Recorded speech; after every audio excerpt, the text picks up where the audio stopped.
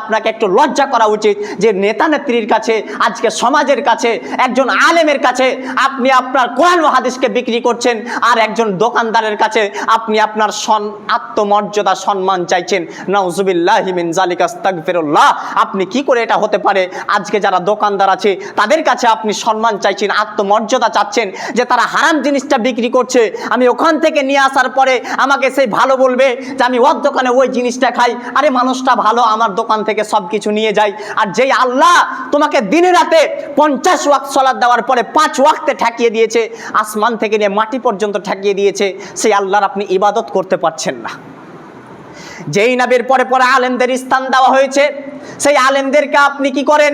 মুখ এড়িয়ে চলেন। আর যখন আলেমেরা শতটা রাস্তা দিয়ে চলে, এখানে আমার কথা আমি বলতে আসিনি, তবে শত শত আলেম আপনাদের গ্রামে আছে, আমি নিজ চোখে দেখতে পাচ্ছি। হতে পারে আপনাদের বাজারে যাই, ঘাটে যাই, শামসিতে যাই, যেখানে যাই, আজকে আলেমদেরকে মূল্যায়ন করা হয় না। আরে নবীর পদে পদে যদি স্থান থাকে, সেটাই হচ্ছে আলেম উলামাদের স্থান। তবে আমি আপনাকে বুঝাতে চাইছি, আপনার বাবাকে, আপনার মাকে, আপনার ভাইকে, এমনকি ভাই যারা ছোট, তাদের বড় ভাই যদি থাকে, তাহলে ছোট হোক কিংবা বড় হোক, দাদু হোক কিংবা দাদি হোক, নানা হোক কিংবা নানি হোক, যেই হোক না কেন, যে যাকে পারবে আগে সালাম প্রদান করবে। এখানে একটা আছে হাদিসে, কি হাদিসে আছে? নবী মুহাম্মদ সাল্লাল্লাহু আলাইহি ওয়াসাল্লাম বলছেন, আজ আনতা ইলাইকুম মিন খাইরিম মির রাব্বিকুম ওয়ালা ইয়াখতাসি বিরহমাতিন মিনাল্লাহি ওয়া হাসনা আল ফাসাদাতি মিনাত তুরাবিল উনসা।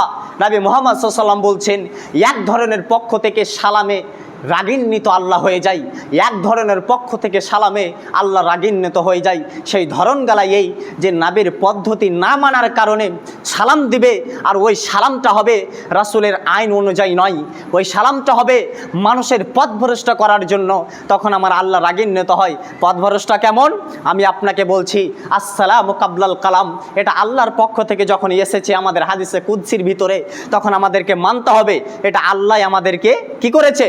একজন মানুষকে যদি আল্লাহ সালাম দিতে পারে, তাহলে আমাদের উপরে রহমত কেন বর্ষণ করতে পারে না? অবশ্য রহমত বর্ষণ করতে পারে। তবে এখানে বোঝাতে চাচ্ছি যে ওই সালামগুলোতে মানুষকে পথভ্রষ্ট করে। দুঃখ নিয়েন না, আপনার বাবা যখন এসেছে আপনার সামনে, আরেকটা কোনো লোক এসেছে, আপনি নেশাদার দ্রব্য পান করতে করতে করতে করতে আপনি যাচ্ছেন, যখনই আপনার বাবাকে দেখলেন হাত থেকে ফেলে দিলেন, এটা আমাদের নীতি।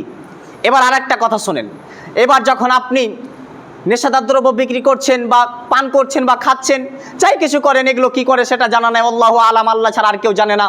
তবে যখন আপনি এত কিছু করছেন, আজানের টাইম হচ্ছে, কিছু নাই, আজানের টাইম হলো, তখন আপনার বন্ধু ওই জায়গায় দাঁড়িয়ে আড্ডা মারছে, আর তুমি যাচ্ছ, তোমাকে বলছে আসসালামু আলাইকুম বন্ধু, আয় এখানে আমরা আমাদের সাথে এই যে হারাম জিনিসগুলো একটু পান কর। আপনি সজায় উত্তরটা না দিয়ে গিয়ে পান করতে লাগলেন। এই মানুষগুলোতে এক এক রকমের সালামে মানুষকে পথভ্রষ্ট করে দেয়, এই সালামগুলোতে মানুষকে পথভ্রষ্ট করে দেয়, ইসলাম থেকে বিচ্ছিন্ন করে দেয়।